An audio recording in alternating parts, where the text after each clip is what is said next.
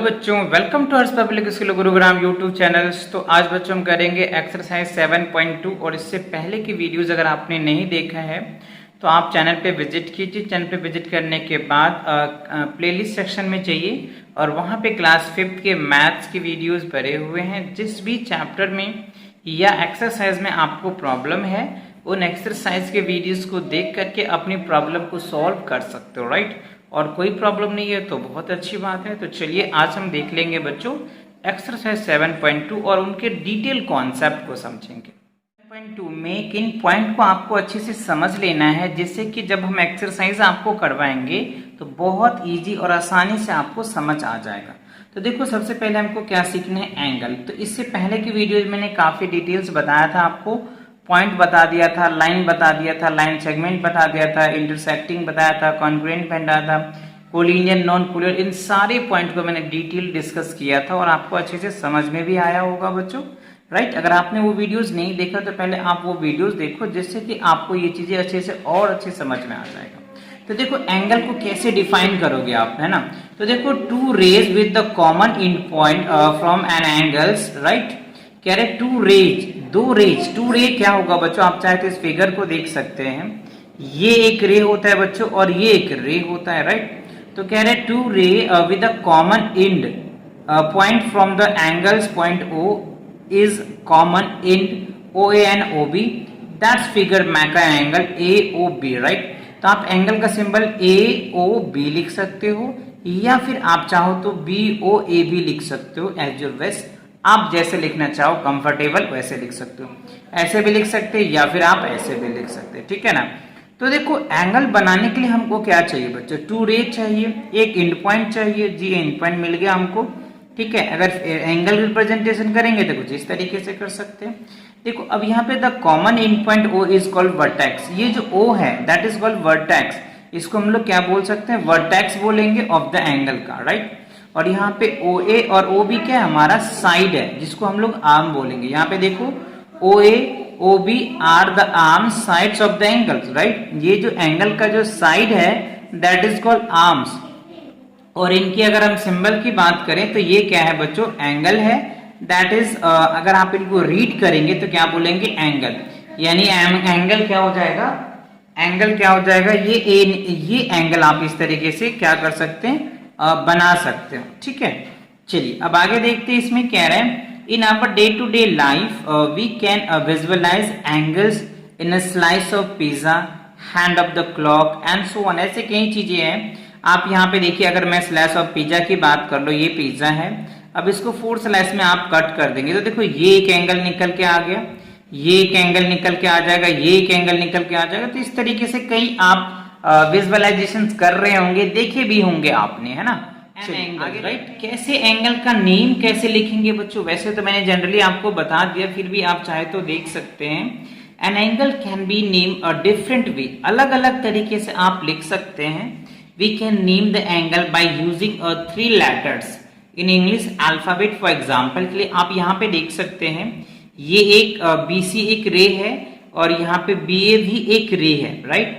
तो यहाँ पे 3 अल्फाबेट है, ABC। अब इनको रिप्रेजेंटेशन करने का वे कैसे है, आप चाहे तो ABC लिख सकते हैं या CBAB लिख सकते हैं, राइट।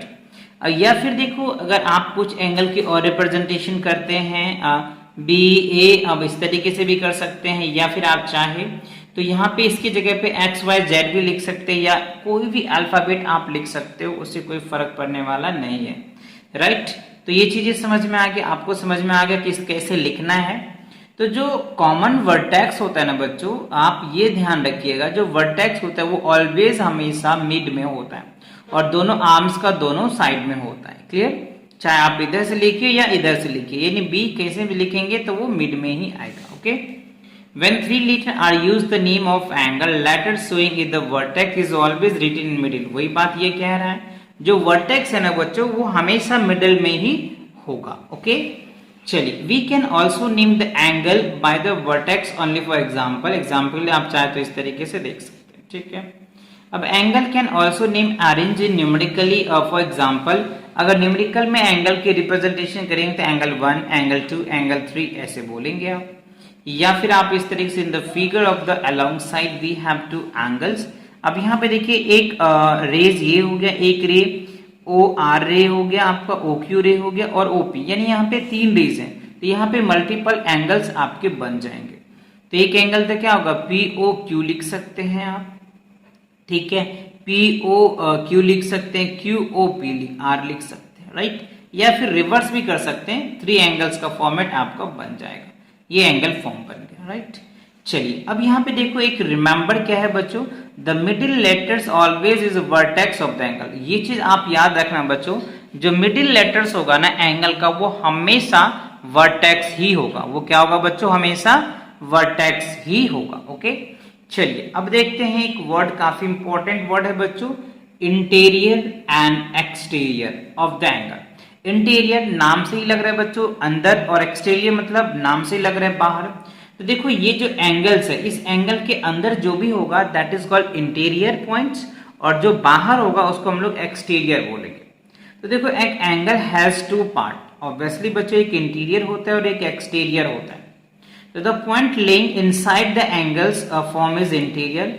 जो भी पॉइंट एंगल के अंदर होगा तो हम उनको इंटीरियर बोलेंगे, और जो भी पॉइंट बच्चों आउटसाइड होगा, इट मीन्स बाहर होगा, उनको आप एक्सटीरियर एंगल कह सकते हैं, राइट। या आप यहाँ पे पॉइंट समझ सकते हैं, ए बी क्या हो गया, अंदर हो गया, और आर एस जो है बच्चों वो बाहर है, राइट। चलो तो इंटीरियर और एक्सटीरियर आपको समझ में आ गया, तो ये पॉइंट आपका अच्छे से क्लियर हो गया। अब चलिए इन पे बेस्ड एक्सरसाइज है, इनको भी देखते हैं आपको कितनी समझ में आया, आपकी टेस्ट कैसे होगी वो आज के लिए एक्सरसाइज भी दिए हैं, तो आप इनको भी देखिए। Name the angles given below. अब इस एंगल का यहाँ पे देखो 2 रेज दे रखा है, एक बीसी रे दिया है और एक ए बी रेज दिया हुआ है, राइट। तो अब इसका एंगल का नाम लिखना है, तो सिंपल आप क्या लिखेंगे, एंगल का सिंबल बनाइए, ए बी सी लिख सकते हैं, या फिर कोई बच्चा ऐसे भी लिख देता है सी बी ए, तो उसका भी कोई गलत नहीं होगा, है ना। आप ऐसे भी लिख सकते हैं, क्योंकि यहाँ पे क्लॉक या एंटी क्लॉक वाइज ऐसा चीजें नहीं कह रहा है, तो आप ऐसे भी नेमिंग कर सकते हैं। सिमिलरली आप यहां पे लिखना चाहे तो इसको आप लिख सकते हैं एंगल एक्स वाई जेड लिख सकते हैं, या फिर आप चाहे तो जेड वाई एक्स भी लिख सकते हैं, ठीक है ना। ऐसे भी आप लिख सकते हैं, कोई इश्यू नहीं है। अब इस एंगल के लिखना चाहे तो आप ऐसे लिख सकते हैं, एंगल ए सी बी लिख सकते हैं, या फिर आप बी सी ए लिख सकते हैं, दोनों बातें लिख सकते हैं।